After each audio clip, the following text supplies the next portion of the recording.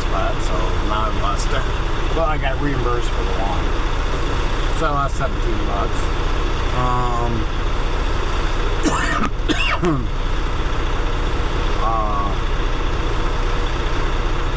Yeah, I flew through Wisconsin. That was great. Flew pretty much through Illinois, so I got to, and I was even farther than I thought I would be, because usually at that time, even under normal circumstances, traffic usually starts backing up to like right at Golf Road exit as you're coming south. Nothing. It was a little farther than that's where it backed up. Then it was just, I had almost an hour of cushion so I could still make the truck stop and have like 15 minutes to go park, and that all got sucked up. So this is my first time staying at Indiana Scale. Usually I never stay at a scale house, but I had 39 minutes left when I pulled in here, so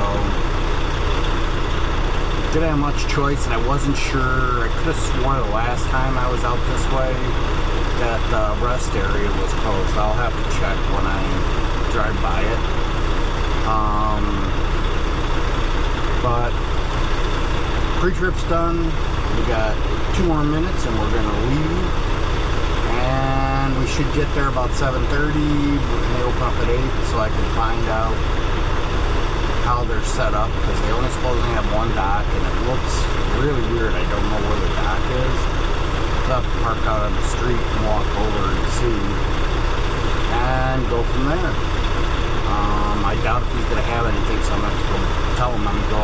If he's going to look for something around Holland, Michigan, because that's the next truck stop. Alright, see you in a little bit. Hey everyone. Well, we're at our delivery. I'm just waiting for them to open. And then we'll get backed in, get unloaded, and then there's a Love's that's a little closer than the Pilot.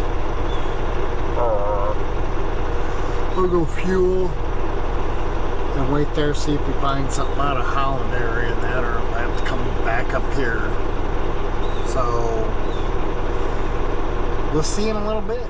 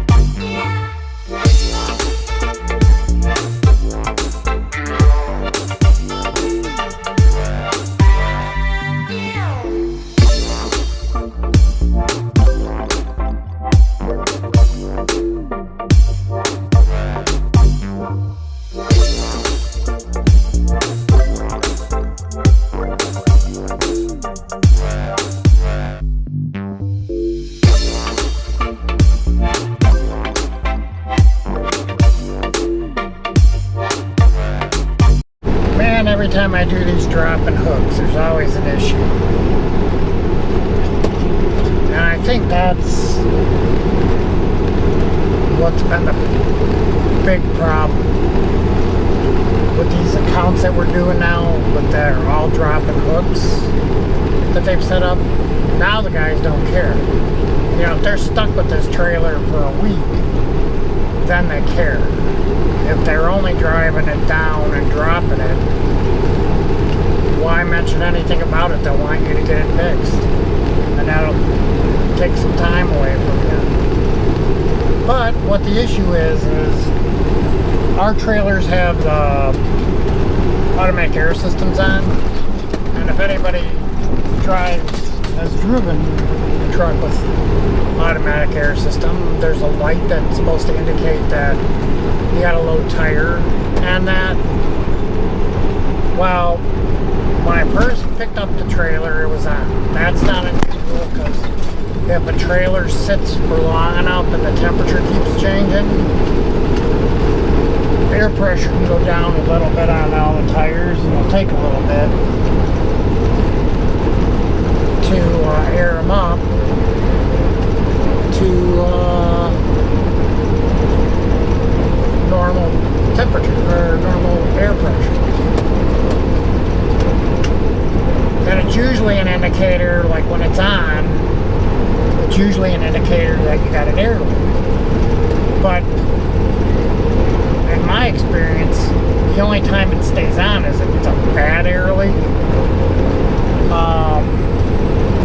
And if you had a bad air leak, your air pressure gauge on your dash would go down, come back up. I'd try to be keeping up with it.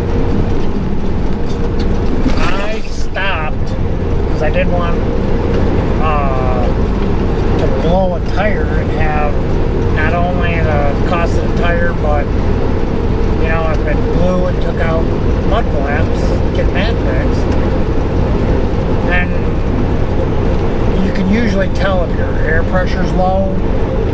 If you've been running a while, especially if you're running 60, 65, if you touch the tires, if it's got low air pressure, that tire will be hot. I mean, that's what blows the tire, is that it gets so hot that it expands the air in there so much that the tire blows up. So I went, I've been going a good hour at 65 miles an hour, touched all the tires, they were lukewarm, just like every other trailer I've ever driven, even my tractor tires. And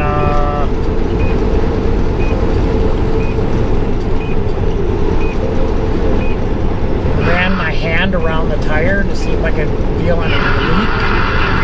Nothing there.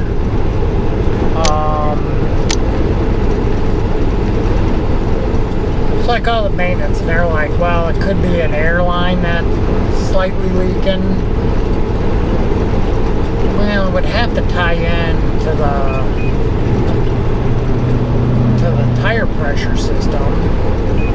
I mean, I don't know if they have their own tank. And there's a sensor on there. I mean, it might not, it's just right, might run off the main tank.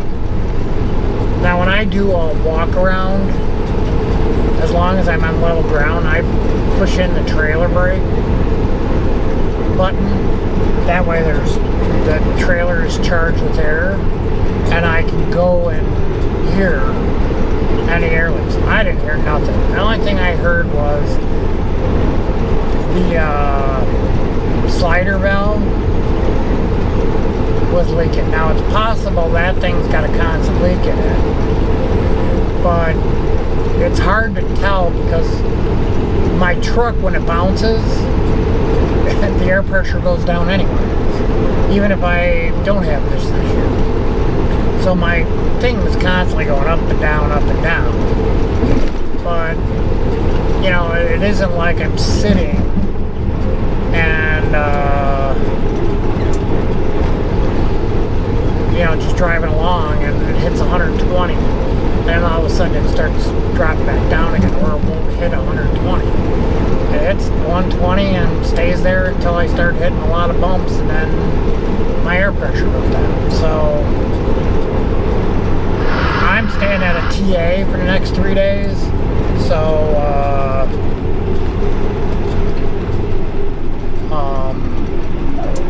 I just told them when I pre-trip in the morning, I'll check, see if a tire's low, This way at least I know when I go to TA, hey, check this tire. But if I don't find one, then they're gonna have to check all the airlines and spray them down and see if something's leaking.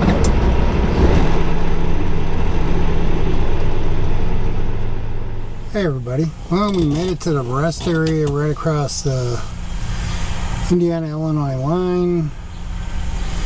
243 left to the TA, and I just went out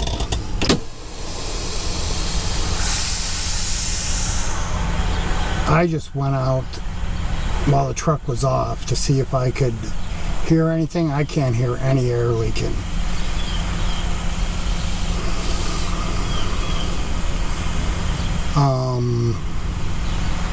So I'm thinking the sensor went bad,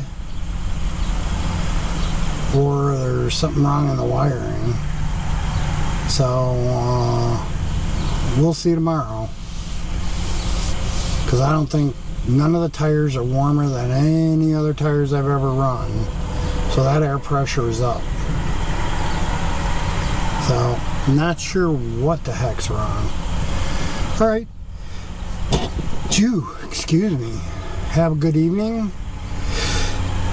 Excuse me again, have a good evening. We'll see you tomorrow when we finish this off.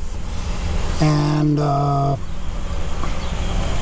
since I can't really edit until I get parked, as soon as I find out